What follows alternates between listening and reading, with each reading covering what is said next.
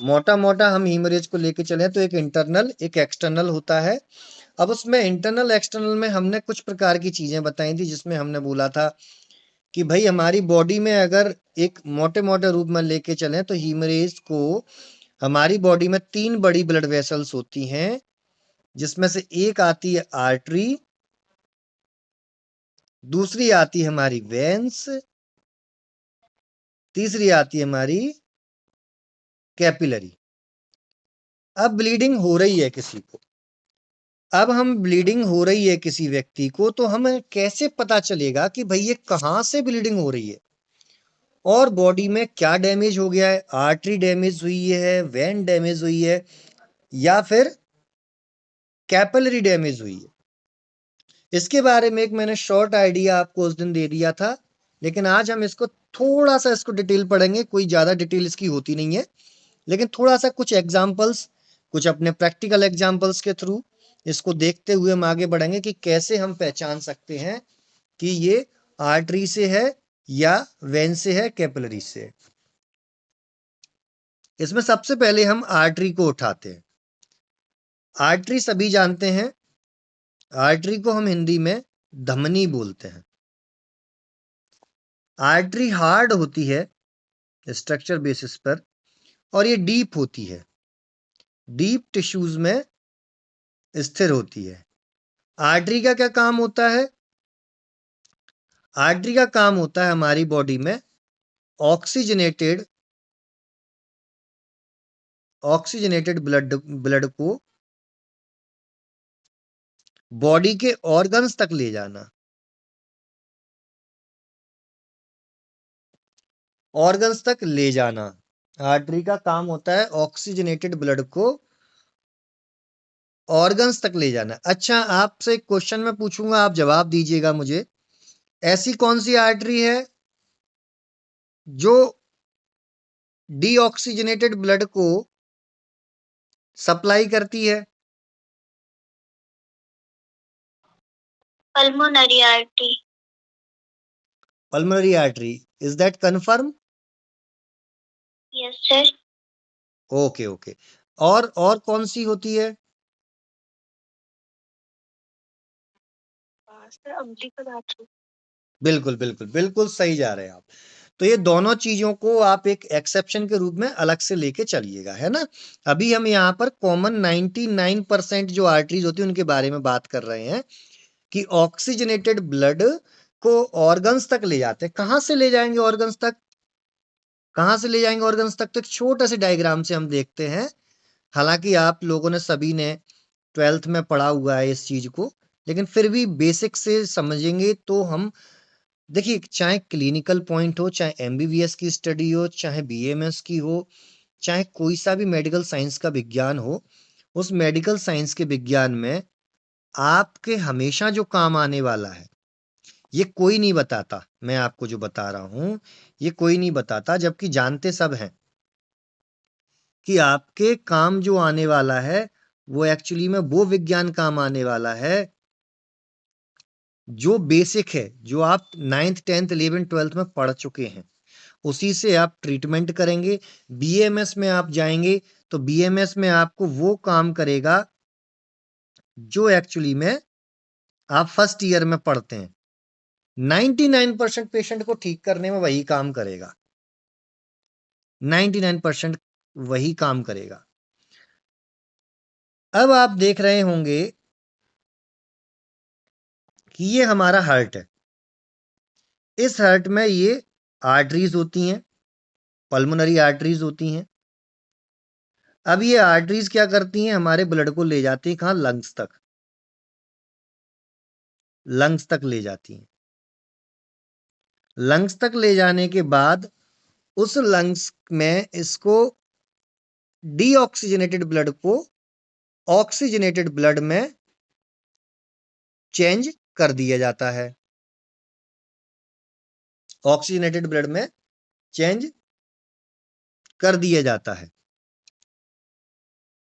अब वहां से हमारी बॉडी में अन्य जगहों पर ये जाता है।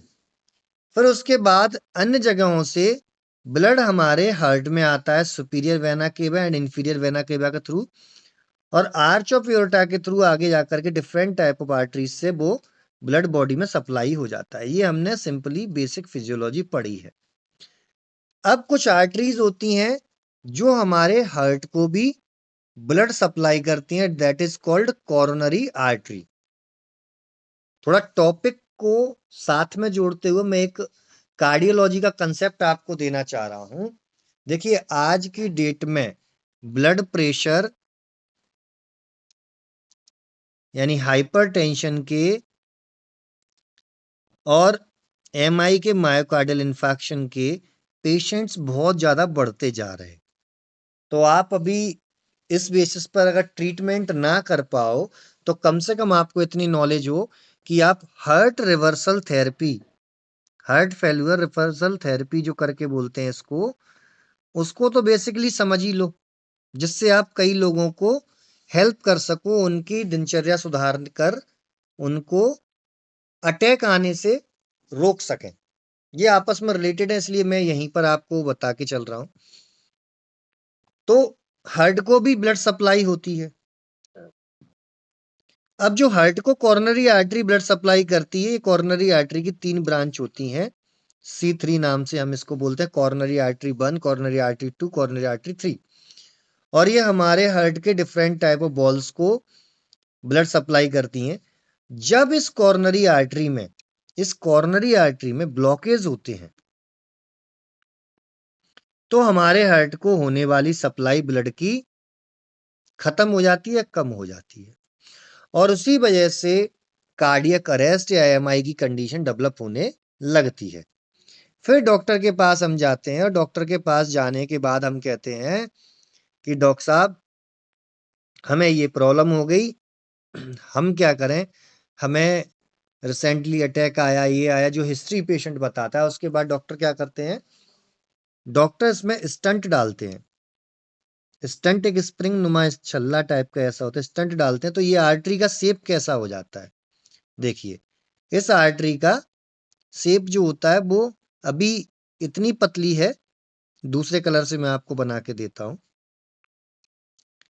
अभी इतनी पतली है, जब इसके अंदर ये स्टंट डलता है तो वो जिस जगह पर ब्लॉकेज है वहां से फूल जाती है, यानी वहां एक एरिया डेवलप हो जाता है जिससे वो ब्लड आगे फ्लो हो जाए। अब इसमें से होकर के ब्लड आगे जा सकता है और हार्ट को सप्लाई होती है। लेकिन यहां समझना ये जरूरी है कि जो ये ब्लॉकेज आया था ना, ये जो ब्लॉकेज आया था, भाई ये ब्लॉकेज क्यों आया था? क्या क्या रीजन हो सकते हैं इस ब्लॉकेज के? या यहां पर क्लॉट बना, प्लग बना, ये जो स्रोतो अवरोध की कंडीशन डेवलप हुई, भाई ये एक्चुअली में हुई क्यों? क्या रीजन था जिस वजह से ये हुई? और क्या इतना आवश्यक है? बिना स्टंट के, बिना बाल्व के क्या रोगी को हम ठीक नहीं कर पाएंगे जिंदगी में कभी भी? Is that so difficult? जितना हम सोच रहे हैं क्या उतना ये कठिन है इस डिजीज को ट्रीट करना? या ये सदियों से चलता आ रहा है, या इसके पीछे कोई प्रोपेगेंडा है, बिजनेस प्रोपेगेंडा? तो जब हम एक आयुर्वेदिक वैद्य की तरह सोचते हैं तो हमें कई रास्ते पता चलते हैं, जिसमें से मैंने जब ये अपना शल्य तंत्र स्टार्ट किया था तो मैंने आपसे क्वेश्चन किया था, सुश्रुत संहिता में हार्ट की कहीं सर्जरी मेंशन है? आप सभी ने ढूंढा और जवाब आया आपकी तरफ से कि सर हमको नहीं मिला। There is no mention surgery about heart disease और cardiac failure in Sushruta Samhita. तो कोई हमें ऐसा एविडेंस नहीं देखने को मिला। इससे हमें क्या मिलता है? क्या सुश्रुत पागल थे, या सुश्रुत को नॉलेज नहीं थी, या वो इतने एडवांस नहीं थे कि सुश्रुत इस सर्जरी को परफॉर्म कर पाते? नहीं। थार के रेगिस्तान में आप डिस्कवरी चैनल पर जाकर के सर्च कीजिएगा सुश्रुत सर्जरी डिस्कवरी चैनल, तो वहां पर आपको उनके एविडेंस मिलेंगे जो रिसर्च की। एक बहुत बड़ा स्कल मिला है, बहुत बड़ी खोपड़ी मिली है जिसके अंदर इतने बारीक होल हैं, जिससे पता चलता है कि उस समय ब्रेन की सर्जरी, ओपन ब्रेन सर्जरी हुई थी। सोचिए, ओपन ब्रेन सर्जरी अभी तक पॉसिबल नहीं हो पाई है, क्योंकि एक बार ब्रेन के सुचर्स खुल गए तो फिर वो जुड़ते नहीं है। तो सोचिए कितने अच्छे तरीके से उन्होंने ब्रेन की सर्जरी की और वो ब्रेन सर्जरी के एविडेंस मिले हैं। मतलब वो इतनी डिटेल में। राइनोप्लास्टी का तो आपने एग्जाम्पल देखा ही है, नासा संधान कर्म अभी रिसेंटली अफगानिस्तान की महिला ने आज से 7-8 साल पहले करवाई थी इंडिया में आकर। सुश्रुत संहिता से ही सर्जरी उसकी परफॉर्म हुई थी। दिल्ली के कोई डॉक्टर थे, उन्होंने की थी। ऐसे कई एविडेंस हमें देखने को मिलते हैं जिसमें हमें पता चलता है कि भाई सुश्रुत की सर्जरी आज की सर्जरी से बहुत ज्यादा एडवांस थी। तो फिर वही हार्ट की सर्जरी के बारे में उल्लेख क्यों नहीं मिलता? यहां से हमें एक पॉजिटिव पॉइंट मिलता है। अगर हम आचार्यों की सोच को लेकर के चले, एक माइंड सेट बना करके चले, हमें आचार्य सुश्रुत के हिसाब से अपने दिमाग को लेकर के चलना है कि भाई उस समय क्यों ऐसा उन्होंने सोचा, क्या था और किस सोच को लेकर के उन्होंने इस ट्रीटमेंट को खोजा। तो वहां उनको यही चीजें पता चली कि सबसे पहला कॉज कि भाई कि यहां पर सर्जरी की आवश्यकता है या बॉडी की कोई फिजियोलॉजी या मेटाबॉलिज्म बिगड़ने की वजह से ऐसी समस्याएं आ रही हैं जिसको हम मेडिसिनली ट्रीट करके स्वस्थ कर सकते हैं। तो उन्होंने कुछ चीजें खोजी जिसको हम आज मॉडर्न साइंस के बेसिस पर समझते हैं। बहुत अच्छा है ये कॉम्बिनेशन कि मॉडर्न पैथोलॉजी फिजियोलॉजी को आयुर्वेद के साथ अगर कोरिलेट करके समझे तो बहुत जल्दी समझ में आता है। ये हमारी ब्लड वेसल्स होती हैं। इस ब्लड वेसल्स के अंदर एंडोथीलियम होती है। ये एंडोथीलियम की लेयर है, मान लीजिए ये एंडोथीलियम की लेयर है। यहां से गैस प्रोड्यूस होती है, एक गैस प्रोड्यूस होती है। इस गैस को नाइट्रिक ऑक्साइड बोलते हैं हम, नाइट्रिक ऑक्साइड। इसका काम क्या होता है? ब्लड वेसल्स के लचीलेपन को, यानी उसके vaso constriction and vaso dilation को ये डिसाइड करती है, मेंटेन करके चलती है। अब यदि हम काफी लंबे समय से पित्तवर्धक आहार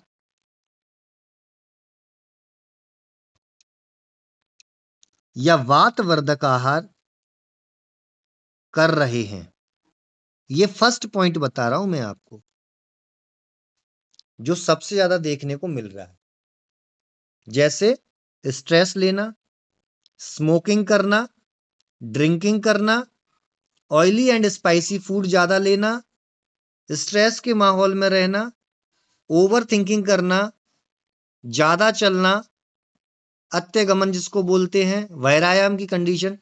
ऐसे जो निदान हमारे संहिताओं में बताए जो वात और पित्त को बढ़ाने वाले होते हैं, जब इनका सेवन वो करते हैं तो क्या होता है कि पित्त रक्त धातु से मिलकर के रक्त धातु को दुष्टि करता है। पित्त जो है, पित्त प्लस रक्त मिलकर के एसिडिक मीडियम या हार्ड एल्कलाइन मीडियम हमारे ब्लड के अंदर बनाते हैं, ब्लड की पीएच को बिगाड़ने का कार्य करते हैं, जिसकी वजह से हमारी ये जो एंडोथीलियम है, ये एंडोथीलियम बीच में से ब्रेक हो जाती है। ये एंडोथीलियम बीच में से हमारी ब्रेक हो जाती है। कैसे ब्रेक होती है? ये यहां पे आई, यहां पे रप्चर्ड हो गई, यहां रप्चर्ड हो गई, ये रप्चर्ड हो गई। अब ये ब्रेक हो गई तो नाइट्रिक ऑक्साइड उन एरिया से नहीं निकल पाएगी और ब्लड वेसल्स के सिकुड़ने और फैलने की वैसो कॉन्स्ट्रिक्शन और वैसो डायलेशन की कैपेसिटी बंद हो जाएगी। अब एक नॉर्मल फिजियोलॉजी होती है, जिस नॉर्मल फिजियोलॉजी में क्या रहता है? नॉर्मल फिजियोलॉजी में जब भी हमारे हार्ट पे कोई दबाव पड़ता है या हार्ट के ऊपर स्ट्रेस हम लेते हैं या कोई भी चीज हम लेते हैं, तो हमारी ब्लड वेसल्स को फैला करके सिकोड़ करके, जब बीपी हाई होता है, ब्लड प्रेशर हाई होता है, तो ब्लड वेसल्स नॉर्मल साइज से डायलेट हो जाती है, नॉर्मल साइज से डायलेट हो जाती है, नॉर्मल साइज से डायलेट हो जाती हैं और वो नॉर्मल साइज से डायलेट होकर के बीपी को मेंटेन कर देती है। मान लीजिए 140 के आसपास बीपी जाना था, लेकिन वैसो कॉन्स्ट्रिक्शन, वैसो डायलेशन यानी अपनी लचीलेपन के कारण, उसकी इलास्टिसिटी के कारण ब्लड वेसल ने उसको मेंटेन किया और मेंटेन करके वो 120 या 115 या 135 तक वो लेकर के आ गई इसको, तो बीपी नॉर्मल हो गया और हमारी बॉडी को पता भी नहीं चला, हमें कोई इसका आभास भी नहीं हुआ। That is normal physiology. अभी एब नॉर्मल पैथोलॉजी, फिजियोलॉजी यानी पैथोलॉजी पर हम चलेंगे। दूसरा ये होता है जब किसी का बीपी लो हो रहा होगा, बीपी लो हो रहा होगा तो अभी नॉर्मल ब्लड वेसल्स ऐसे है, तो उसका बीपी मान लो 90 गया, तो हमारी ब्लड वेसल श्रिंक होकर के उसको 120, 110 या 100 के आसपास ले जाएंगी, लगभग इतना कि हमारी बॉडी को कोई प्रॉब्लम ना होने पाए। लेकिन चूंकि यहाँ ब्लड वेसल्स की एंडोथीलियम रप्चर्ड हो गई, तो एंडोथीलियम रप्चर्ड होने की वजह से वहां पर नाइट्रिक ऑक्साइड निकलना कम हो गई, नाइट्रिक ऑक्साइड निकलने कम होने की वजह से वहां पर इसकी इलास्टिसिटी कम हो गई और साथ में वहां पर प्लेक्स डेवलप होने लगे, क्लॉट्स डेवलप होने लगे, ये क्लॉट डेवलप हो गए जहां पर। अब इसका साइज नॉर्मल कितना है, इतना, लेकिन इस एरिया पर कितना रह गया इसका साइज, केवल इतना साइज रह गया इसका। अब इतने साइज में से ब्लड आसानी से नहीं निकल पाएगा और बीपी, ब्लड प्रेशर बढ़ के आएगा। अब एलोपैथिक फंडामेंटल के बेसिस पर वो क्या लिख देंगे, वो लिख देंगे यहां एंटी हाइपरटेंसिव ड्रग, या तो टेल्मा, जो भी उनकी नॉलेज के अकॉर्डिंग, या एमलो, या रेमिप्रिल, जो भी उनकी नॉलेज या जो भी उनका साइंस बोलता है। मैं इसमें ज्यादा नहीं बोलूंगा क्योंकि वो ज्यादा जानते हैं इन चीजों के बारे में। हम जो जानते हैं हम आयुर्वेद की चर्चा करेंगे और एक कॉम्बिनेशन बनाएंगे जिस आधारभूत सिद्धांत से हम ऐसे पेशेंट ट्रीट किए हैं और आप भी कर पाएंगे। तो आप मुझे बताइए, क्या वाकई क्या वाकई इन दवाओं की आवश्यकता थी? ये क्या करेंगी ये दवाएं एक तरीके से ज्यादा यूरिन पास आउट करा करके ब्लड वॉल्यूम के अंदर जो वो वाटर वॉल्यूम होता है उसको कम करेंगे, जिसकी वजह से ब्लड प्रेशर डाउन हो जाएगा। जब तक इन दवाओं का असर रहेगा तब तक ब्लड प्रेशर डाउन है, दवाओं का असर खत्म हुआ फिर से वही काम शुरू। और हमने अपना डाइजेशन, अपना दिनचर्या, अपना खान पान, अपना निदान नहीं बदला। हम हैं नितांत आलसी इंसान और हम परहेज बताते हैं पेशेंट को, पेशेंट नहीं करता और वो लास्ट टाइम पर ऐसी कंडीशन पर आता है कि उसको एंजियोप्लास्टी करानी पड़ती है या अन्य प्रकार की कोई सर्जरी परफॉर्म करवानी पड़ती, जिसकी वजह से वो कुछ समय का और मेहमान होता है, कुछ समय उसका और बढ़ जाता है। लेकिन यहां पर अगर हम अगर हम यहां पर इस एंडोथीलियम को रिपेयर कर लेते तो फिर से वही इलास्टिसिटी वापस आती और उसकी ब्लड वेसल्स नॉर्मल हो जाती। ये पहला कंसेप्ट है बीपी बढ़ने का। और ये आर्टीरियल हीमरेज की कंडीशन में भी इसको हम ले लेते हैं। कई बार ये ब्लड वेसल्स रप्चर्ड हो जाती है, रप्चर्ड होने की वजह से वहां क्लॉट फॉर्मेशन हो जाता है, क्लॉट फॉर्मेशन होने की वजह से, क्लॉट नहीं बोलूंगा इसको, मैं थ्रोम्बस बोलूंगा। बॉडी के अंदर थ्रोम्बस बनता है, not a clot, clot body के बाहर बनता है, तो थ्रोम्बस बना जिसको एम्बोलस या एम्बोलिज्म बोलते हैं। वो कंडीशन बनने की वजह से यहाँ पर ये एम्बोलिज्म डेवलप हुआ और डेवलप होने की वजह से ये प्रॉब्लम आती है। सर्कुलेशन में जहां तक जाता है, जहां पर साइज कम होता है आर्टरी का, वहां पर जाकर फंस जाता है और उस वजह से उस व्यक्ति को संबंधित अंग से या डिफरेंट टाइप ऑफ डिजीजेस पैदा होने लगती हैं, जिसमें से एक कार्डियक अरेस्ट भी हो सकता है। अब ऐसी कंडीशन में हमें क्या करना चाहिए?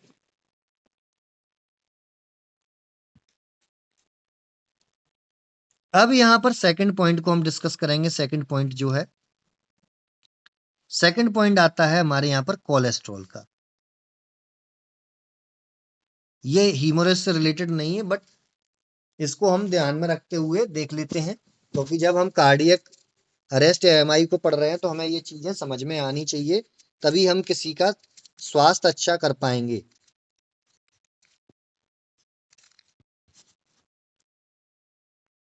तो फिर क्या होता है, हमारी बॉडी में कोलेस्ट्रॉल बढ़ रहा होता है, तो कोलेस्ट्रॉल आकर के यहाँ डिपॉजिट होने लगता है और सेम यही फिनोमिना डेवलप कर लेता है। बट इस कोलेस्ट्रॉल की कंडीशन में अटैक आने के चांसेस कम होते हैं, बहुत डिलेड प्रोसेस होती है, क्योंकि कोलेस्ट्रॉल तो बड़ा है, लेकिन यहां से नाइट्रिक ऑक्साइड तो आ रही है ना, नाइट्रिक ऑक्साइड तो निकल रही है।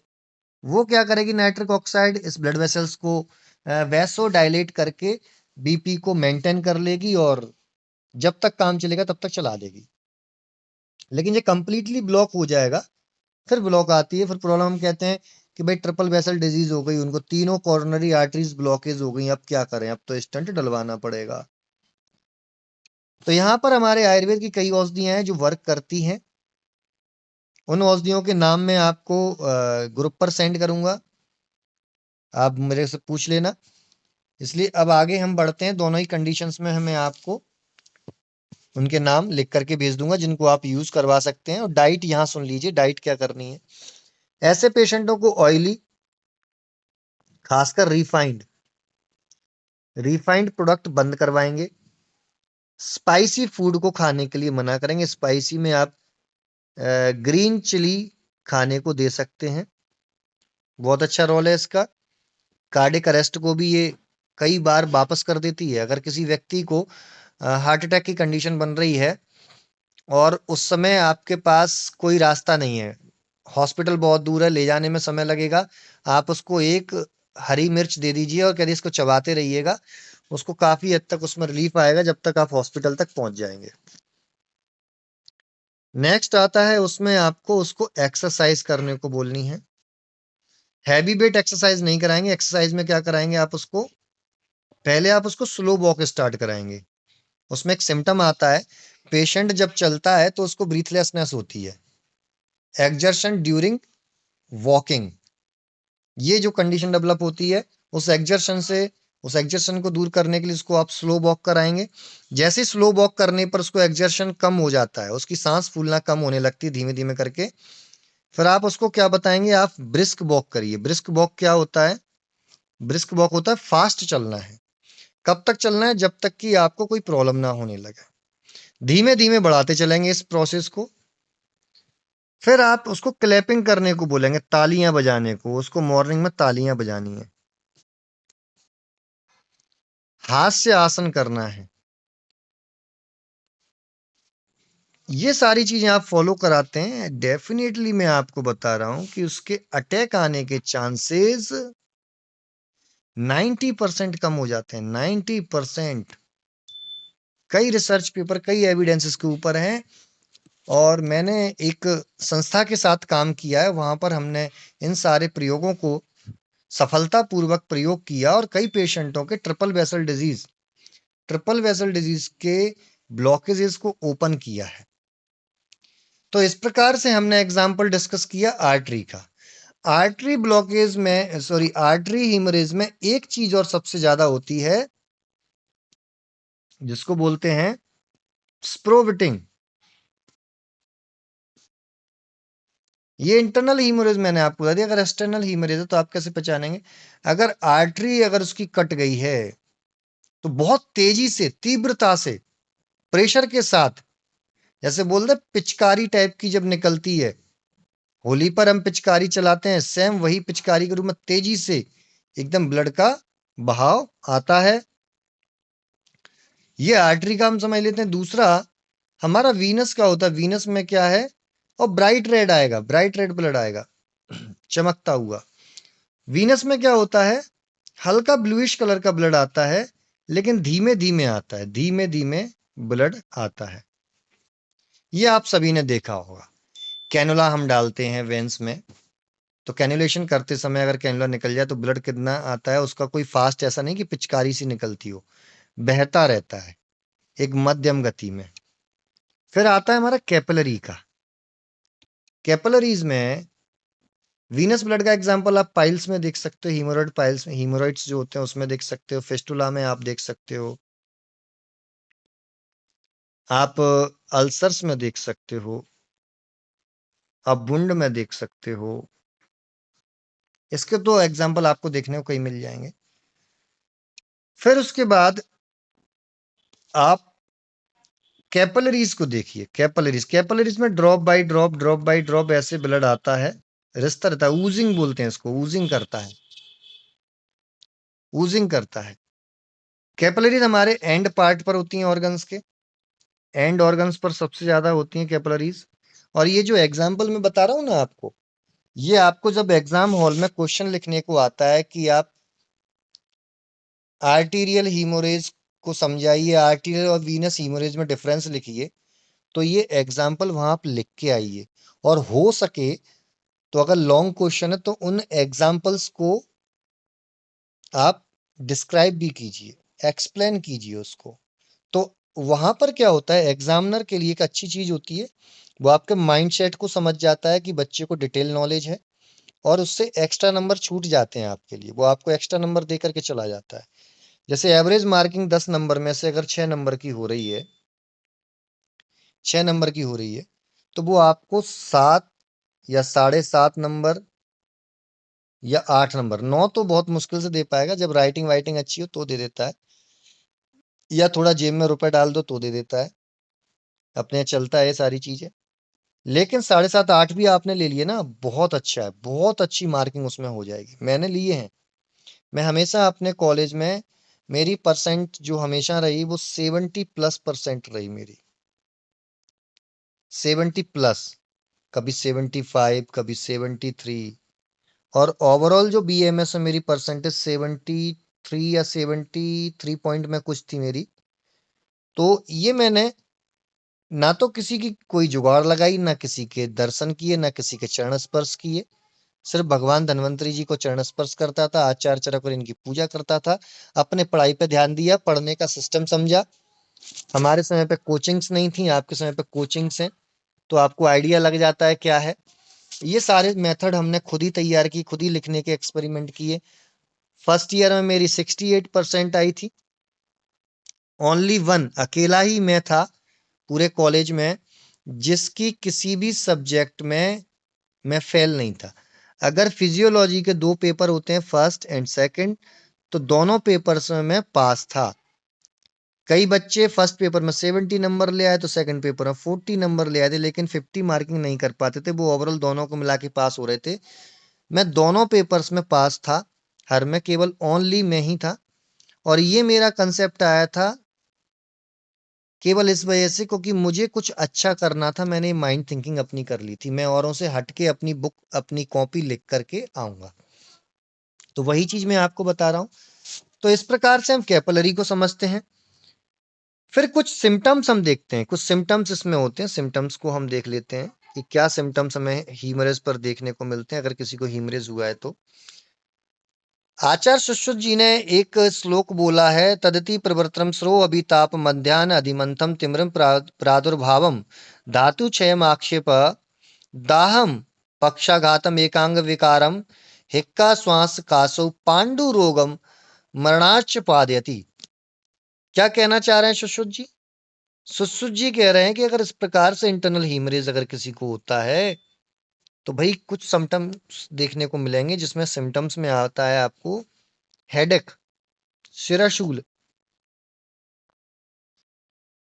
अभी एक एक करके इनको डिस्कस करेंगे, हम पहले पढ़ लेते हैं। हेडेक, अंधापन, ब्लाइंडनेस, आई डिसऑर्डर, धातु क्षय, फिजिकल डिसेबिलिटी, आक्षेपक, पक्षाघात, एकांग विकार। ये क्यों आते हैं, क्यों? मैं आपको पहले ही पढ़ा चुका था, मैंने स्टार्टिंग में आपको जो रक्त पढ़ाया था, मैंने आपको बताया था न्यूट्रिटिव सप्लीमेंट की सप्लाई करता है, सारा कुछ इसी से जा रहा होता है। जब न्यूट्रिशन सप्लाई किसी एक जगह पर रुकेगी, वहां पर कमी आ जाएगी, वहां पर एक तरीके से अकाल पड़ जाएगा, तो वहां के लोगों में हाहाकार मचेगी, वहां के लोग एक दूसरे को मारना स्टार्ट कर देंगे।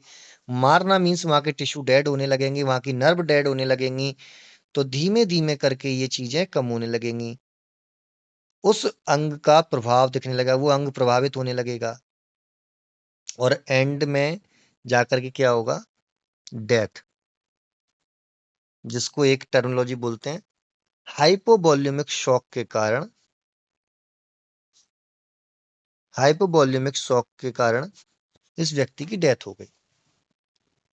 शरशूल क्यों होगा, शरशूल क्यों होगा, कोई बता सकता है मुझे?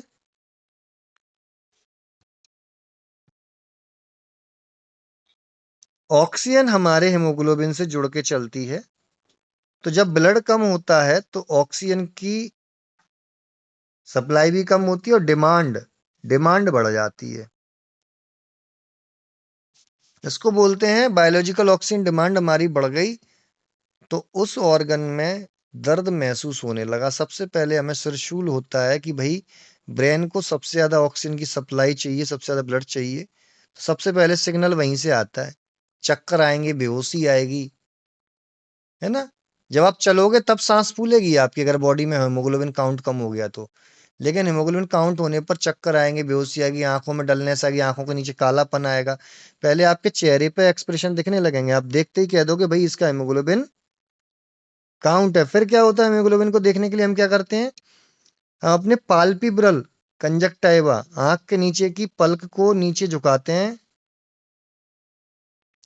और उसको देखते हैं, तो वो रेड से होकर के अगर येलोइश कलर की हो जाती है, ब्राइट वाइट हो जाती है, हम कहते हैं यार इसको एनीमिक कंडीशन हो गई इसकी। मतलब सेकंड इफेक्ट कहाँ दिखेगा, आंखों पर, इसलिए तो अंधत्व या अधिमंत या तिमिर इस प्रकार के रोगों का वर्णन कर रहे हैं सुश्रुत। अब भागवत जी क्या कह रहे हैं, भागवत जी कहते हैं कि सांसें ठंडी हो जाती हैं। सांसें ठंडी कैसे हो जाती हैं भाई,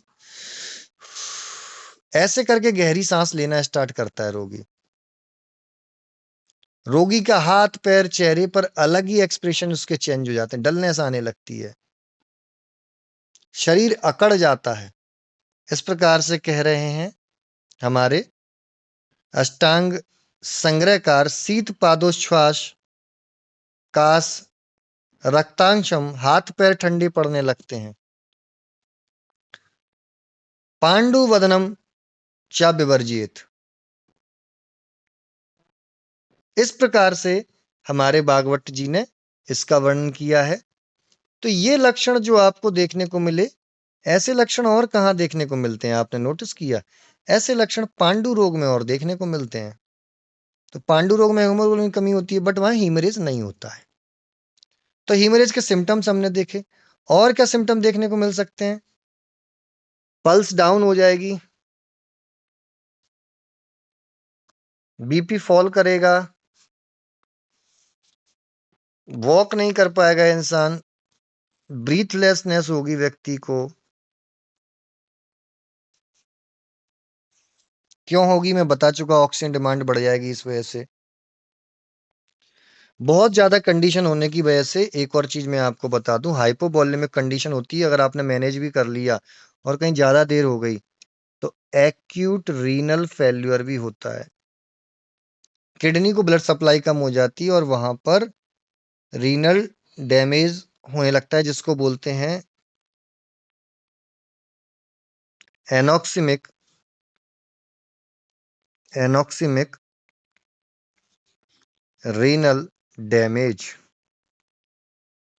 एनॉक्सिमिस, एन मीन्स नहीं, ऑक्सीमिक मतलब ऑक्सीजन की कमी होने की वजह से वहां डैमेज हो गया। टेनाइटिस की कंडीशन पैदा हो जाती है, टेनाइटिस मतलब कानों में साए साए की कणनाद या कण छेड़ जिसको बोलते हैं,